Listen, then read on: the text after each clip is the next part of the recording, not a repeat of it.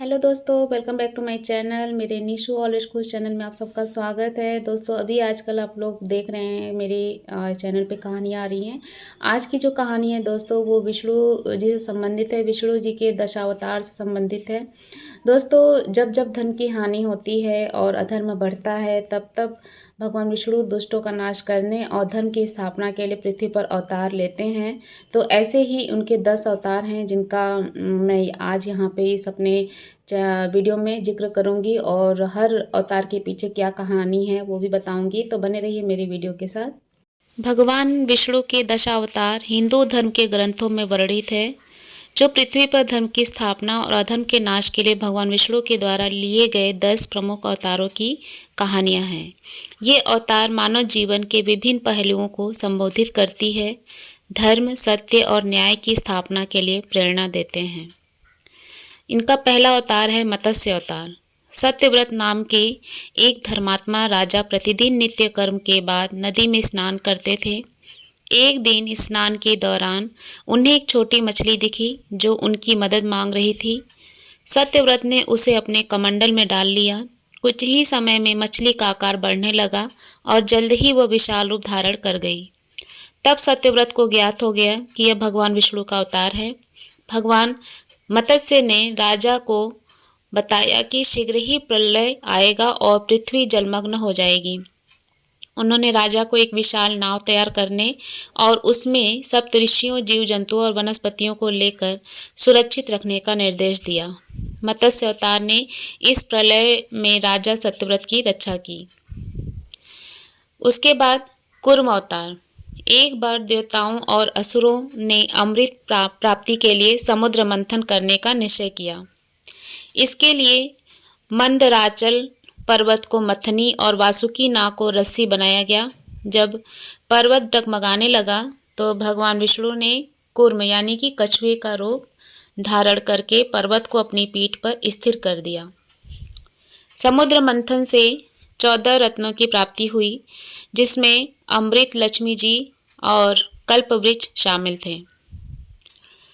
इसमें महत्व भी है दोस्तों, जैसे कि कूर्म अवतार है तो उसमें धैर्य और स्थिरता का प्रतीक है यह, और ये सिखाता है कि कठिन परिस्थितियों में भी दृढ़ता बनाए रखनी चाहिए। इसके साथ ही मत्स्य अवतार का जो महत्व था वो यह है कि सृष्टि की रक्षा और जीवन को पुनर्निर्माण का प्रतीक बताया गया।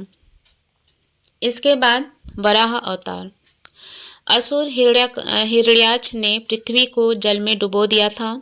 सभी देवता और ऋषि भयभीत होकर भगवान विष्णु के पास सहायता मांगने गए। तब भगवान विष्णु ने वराह का रूप धारण किया था। वराह अवतार ने समुद्र में जाकर हिरण्याक्ष से युद्ध किया और उसे मार डाला। उसके बाद भगवान ने पृथ्वी को अपने दांतों पर उठाकर पुनः स्थापित किया। वराह अवतार का महत्व है कि अधर्म पर धर्म की विजय का प्रतीक है। यह सिखाता है कि जब पृथ्वी पर असंतुलन होता है तब ईश्वर हस्तक्षेप करते हैं। इसके बाद है नृसिंह अवतार। हिरण्यकशिपु नामक असुर ने ब्रह्मा से वरदान प्राप्त कर लिया था कि उसे न दिन में मारा जा सकता है, न रात में, न मनुष्य द्वारा, न पशु द्वारा, न घर के अंदर, न बाहर। उसने अपने पुत्र प्रहलाद को भगवान विष्णु की भक्ति करने से रोकने के लिए अत्याचार किए। जब प्रहलाद को मारने का हर प्रयास विफल हो गया तो भगवान विष्णु नृसिंह रूप में प्रकट हुए। संध्या के समय खंभे से प्रकट होकर उन्होंने हिरण्यकशिपु को दरवाजे की चौखट पर अपने नाखूनों से मार डाला। इसका महत्व है कि भक्ति और धर्म की शक्ति का प्रतीक है। इसके बाद वामन अवतार। राजा बलि ने यज्ञ करके तीनों लोकों का पर अधिकार कर लिया था। देवता परेशान होकर भगवान विष्णु की शरण में गए। भगवान विष्णु ने वामन यानी कि बौने ब्राह्मण का रूप धारण किया और बलि से 3 पग भूमि मांगी। बलि ने इसे स्वीकार कर लिया। भगवान ने पहले पग में पृथ्वी और दूसरे में स्वर्ग नाप लिया और तीसरे पग के लिए बलि ने अपना सिर भगवान को अर्पित कर दिया। वामन अवतार विनम्रता और त्याग का प्रतीक है। फिर है परशुराम अवतार। परशुराम भगवान विष्णु का योद्धा अवतार है दोस्तों। उन्होंने अन्यायी क्षत्रियों को समाप्त करने का प्रण लिया था अपने पिता की हत्या का बदला लेने के लिए परशुराम जी ने 21 बार पृथ्वी से अत्याचारी क्षत्रियों का संहार किया। यह अवतार अन्याय के लिए खिलाफ संघर्ष का प्रतीक है। अब आते हैं श्री राम अवतार पे। भगवान श्री राम विष्णु के 7वें अवतार हैं। उन्होंने रावण के आतंक से पृथ्वी को मुक्त कराया। रामायण उनकी जीवन गाथा है, जिसमें उन्होंने धर्म, सत्य और मर्यादा का पालन करते हुए आदर्श स्थापित किया। राम अवतार मर्यादा और धर्म का प्रतीक है।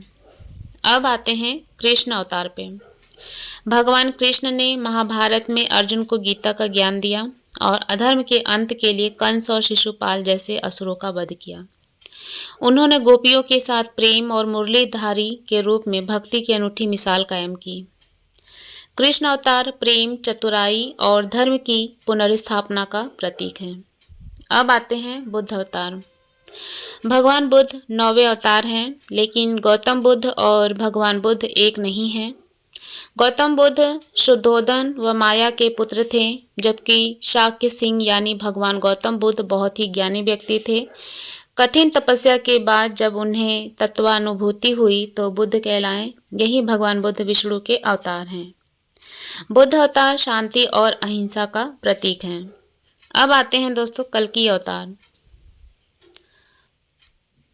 कलयुग के अंत में जब अधर्म चरम सीमा पर होगा, भगवान विष्णु कल्कि अवतार लेकर घोड़े पर सवार होकर प्रकट होंगे, अधर्म का नाश करेंगे। यह धर्म की पुनर्स्थापना का प्रतीक है। भगवान विष्णु के 10 अवतार यह सिखाते हैं कि धर्म, सत्य और न्याय की स्थापना के लिए समय समय पर ईश्वर अवतार लेते हैं। प्रत्येक अवतार से हमें जीवन के महत्वपूर्ण सबक और प्रेरणा मिलती है। दोस्तों, इसी दशावतार के साथ एक कहानी और प्रचलित है कि विष्णु जी को क्यों निकालनी पड़ी थी अपनी आँख। धार्मिक कथाओं के अनुसार शिव को असुर और अधर्मियों का वध करने के लिए जाना जाता है, लेकिन एक बार भगवान विष्णु को असुरों का वध करने के लिए एक दिव्य अस्त्र की जरूरत पड़ी, तो उन्होंने शिव की तपस्या शुरू की थी, जिसमें विष्णु जी ने कमल के पुष्प की जगह अपनी आँख भगवान शिव को अर्पित कर दी थी। तो दोस्तों, ये कहानी ऐसी है कि धार्मिक कथाओं में कहा गया है कि धरती पर असुरों का अत्याचार इतना बढ़ गया कि देवताओं में भय पैदा हो गया। राक्षसों के अत्याचार से परेशान होकर देवताओं ने भगवान विष्णु से इसके निदान की प्रार्थना की, जिसके बाद भगवान विष्णु ने शिव को प्रसन्न करने के लिए घोर तपस्या शुरू की थी। उन्होंने मंत्रोच्चारण करके शिवलिंग पर कमल का पुष्प चढ़ाना शुरू कर दिया था। भगवान विष्णु शिव का नाम लेते और नाम साथ कमल एक फूल जरूर देते थे। कहते हैं कि भगवान विष्णु ने शिव को 1000 कमल पुष्प चढ़ाने का संकल्प लिया था, लेकिन जब शिव जी ने विष्णु भगवान की परीक्षा लेनी चाही तो वह विष्णु जी के समक्ष पहुँचे और उन्होंने एक पुष्प चुरा लिया था।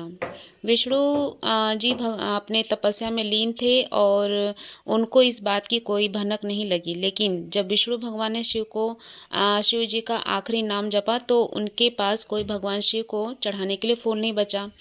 अगर विष्णु जी फूल नहीं चढ़ाते तो उनकी तपस्या भंग हो जाती, इसीलिए भगवान विष्णु जी ने किसी बात का संकोच किए बिना अपनी आँख निकालकर शिव जी को अर्पित कर दी थी।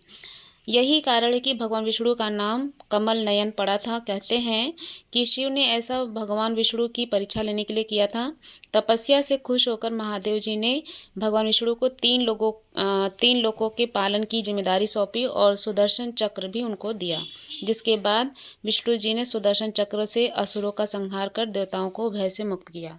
तो दोस्तों, ये थी कहानी जो कि मैंने आपको सुनाई विष्णु जी के दशावतार की, और साथ में विष्णु जी को कमल नयन क्यों कहा जाता है। तो बस दोस्तों, आज के वीडियो को यहीं पे विराम देते हैं। आने वाली नई वीडियो में नई कहानी के साथ फिर से उपस्थित होंगी। तब तक के लिए मेरे साथ मिलकर बोलिए हर हर महादेव।